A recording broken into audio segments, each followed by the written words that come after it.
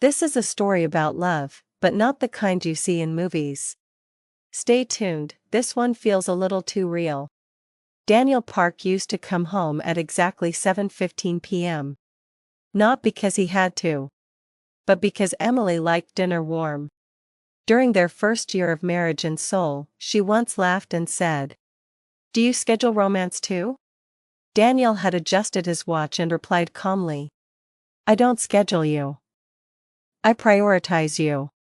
Back then, she believed consistency meant safety. Now, for 3 weeks straight, Daniel had been coming home late. 8:36. 9:12. 9:58. Always calm. Always apologetic. Never explaining. And the absence of explanation is where fear begins. The first shift was small. Almost unnoticeable. His phone buzzed during dinner. Daniel glanced at it. Then flipped it face down. Too quickly. "Work?" Emily asked softly. "Yes." Nothing more. No elaboration. No eye contact. Daniel had never hidden his phone before. Not once in 4 years of marriage. Trust had always been effortless. Which made this tiny movement feel enormous. Emily managed their shared finances. It was something they both agreed on early in their marriage. Transparency had always been their strength. That was why she noticed immediately. A transfer. Then another. Then a larger one.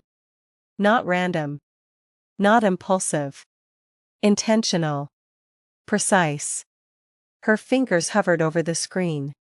Daniel had never made financial decisions without discussing them. She looked toward the dining area where he sat working on his laptop. He looked normal. Focused. Calm. But calm can hide a storm. 3 nights later, Daniel came home at 9:47 p.m. Emily was sitting in the dark living room. Only the blue glow of Seoul's skyline filtered through the curtains. He paused when he saw her silhouette. "You didn't sleep?" "I was waiting." "For me?" "For us."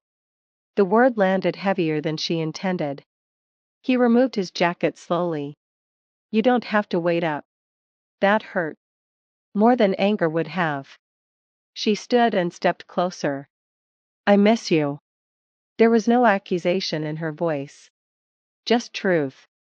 Daniel looked at her like he wanted to say something. Like he was fighting himself. "I'm doing this for you," he said quietly. Her heart tightened. Doing what? Silence. And that silence began to feel dangerous. 10:18 p.m. That was the time stamped on her phone when she checked it for the 5th time. Daniel still wasn't home. Emily told herself not to overthink it. But overthinking never asks permission. It slips into your chest quietly, and begins rearranging your peace. When the door finally opened at 10:34 p.m., Daniel stepped in carefully, almost gently, as if trying not to disturb the silence. But she was already awake. Already watching. "You're late," she said softly. He paused. Just half a second. Not long enough to accuse. Just long enough to notice. "Traffic," he replied. Simple. Controlled. Smooth. Daniel had never struggled with the truth before. And tonight, something felt rehearsed. The air between them thickened. Not with anger. But with distance. The next morning felt ordinary. Too ordinary. While placing his suit jacket aside for cleaning, something slipped from the inner pocket and fell onto the floor. A receipt. Emily picked it up casually at first. Then carefully. Renovation supply store. Paint. Lighting fixtures. Custom shelving deposit. Her fingers tightened around the thin paper. Renovation? They weren't renovating anything. They hadn't discussed buying property. They hadn't discussed investing. They hadn't discussed anything. She sat slowly on the edge of the bed. Daniel was not careless.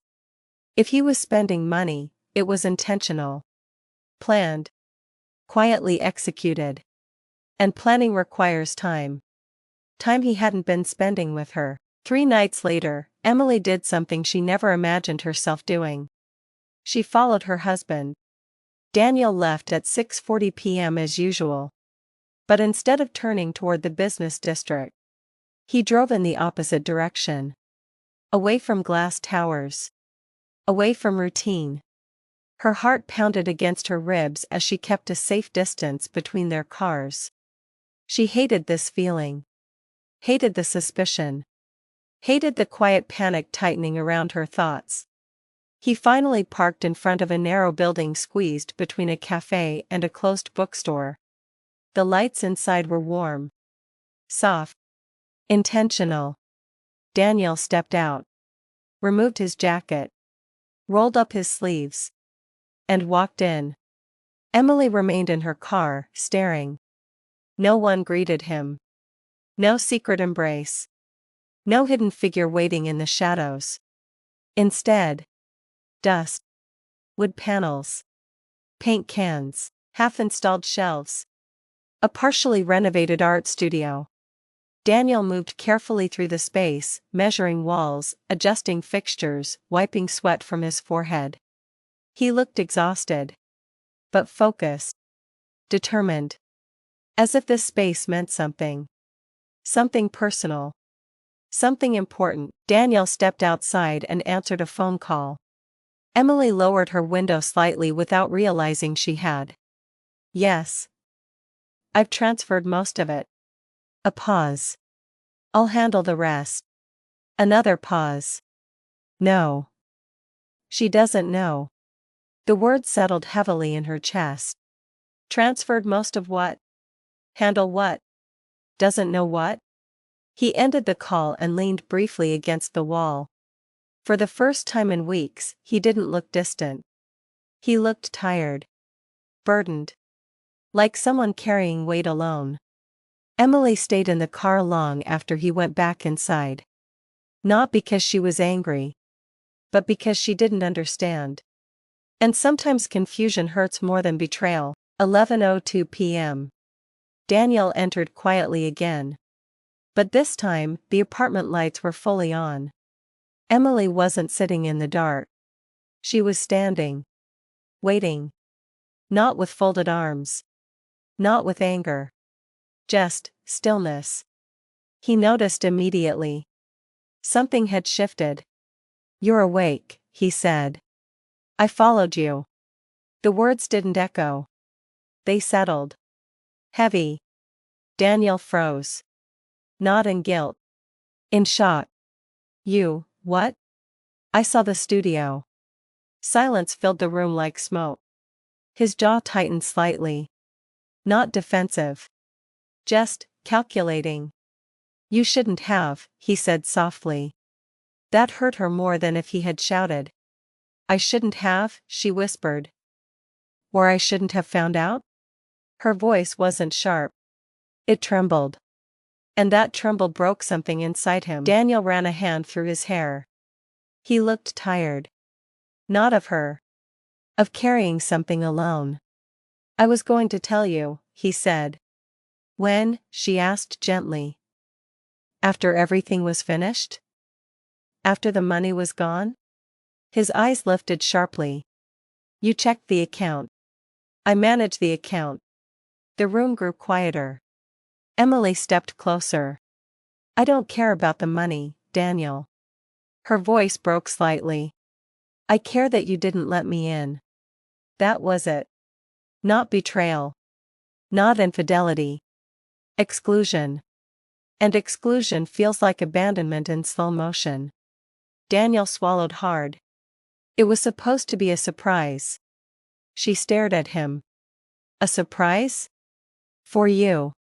Her heart hesitated. For her? Daniel exhaled slowly. 3 months ago, he began, you said you stopped painting because we didn't have space. Emily's breath caught. She had said that casually. During a quiet Sunday afternoon. She didn't even remember it clearly. You loved painting, he continued. You said you missed it. Her throat tightened. The studio. He paused. It's yours. The room seemed to tilt. I've been renovating it at night so you wouldn't see it. I wanted to surprise you on our anniversary. Emily's eyes filled. And the transfers, she whispered. My father's hospital bills. I didn't want you to worry. I'm covering them until my sister stabilizes. Her knees felt weak. All this time, while she was building suspicion, he had been building something for her. And carrying something for his family. Alone, Emily stepped forward and wrapped her arms around him. Not dramatically. Not desperately. Just tightly. I don't need surprises, she whispered into his chest. I need partnership. Daniel closed his eyes and held her back. I didn't want you stressed. I was more stressed not knowing. Silence again. But this time it wasn't distance. It was understanding. He pulled back slightly, brushing a tear from her cheek. I'm sorry. She nodded. I'm sorry too. Then he said something that shifted everything again. There's one more thing. Her heart skipped. Not fear. Not suspicion. But anticipation. The studio. He hesitated. I signed it under your name. She blinked. What? It's legally yours. The weight of that settled between them. Not just love. Commitment. Trust. Sacrifice. And suddenly, all the late nights made sense. But so did her fear. Love isn't damaged by secrets alone. Damaged by silence. 2:13 a.m. Emily woke up to Daniel sitting upright in bed. His phone was glowing in the dark. His breathing was different. Not calm. Not steady. Daniel, she whispered. He didn't answer immediately. Then quietly. It's my sister. He stood up and walked toward the window.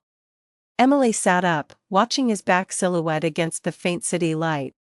She collapsed, he said after a pause. Stress. Hospital. Her stomach dropped. Is she okay? They're running tests. He rubbed his forehead, exhausted. Emily got out of bed and walked to him. You're not handling this alone anymore. No hesitation. No suspicion this time.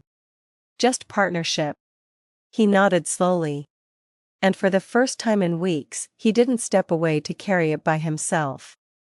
He let her stand beside him. The next few days blurred together. Hospital visits. Financial stress. Silence filled with responsibility instead of doubt. Emily watched Daniel move differently now. He wasn't distant. He was overwhelmed. One afternoon in the hospital hallway, she saw him sit alone for a moment. Head bowed. Shoulders heavy. Strong men don't break loudly. They bend quietly. She sat beside him. Without speaking. After a while, he leaned slightly toward her. That small movement said everything. Not weakness. Trust. 3 weeks later. Daniel's sister stabilized. Bills arranged. Crisis passed. On the morning of their anniversary, Daniel woke before Emily. He stood by the bed watching her sleep. Peaceful. Soft. Still his. When she opened her eyes, he was already dressed casually. Nervous? She asked. A little, he admitted. They drove together. No secrecy. No distance. Just hands lightly touching between gear shifts. When he stopped in front of the narrow building she once followed him to, her breath slowed. The lights were on. He opened her door himself. No grand speech. No dramatic music. Just sincerity. He handed her a small key. Go inside first. Emily pushed the door open. The smell of fresh paint and wood filled the air. But it wasn't empty anymore. The walls were finished. Soft cream and warm beige tones. Custom shelves lined neatly. A wide sunlit window space for canvases. paints arranged carefully. And in the center, a framed version of the pencil sketch she had found. Under it, engraved in small silver letters. For when she finally believes again. Her vision blurred. Daniel stepped inside quietly behind her. No more stopping, he said softly. Not because of space. Not because of life. She turned to him, tears falling freely now. You did all this, while I doubted you. He walked closer. You doubted because I shut you out. That's on me. She shook her head. We fix things together. He smiled. Not dramatic. Not cinematic. Just real. He placed the final document in her hands. Ownership papers. Her name. Fully hers. Not rented. Not temporary. Permanent.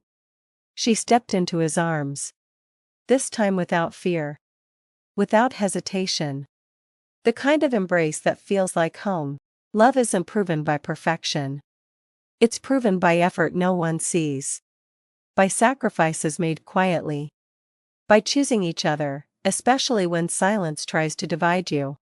He wasn't coming home late because he was leaving her. He was coming home late because he was building something that would never leave her. And this time, she believed again.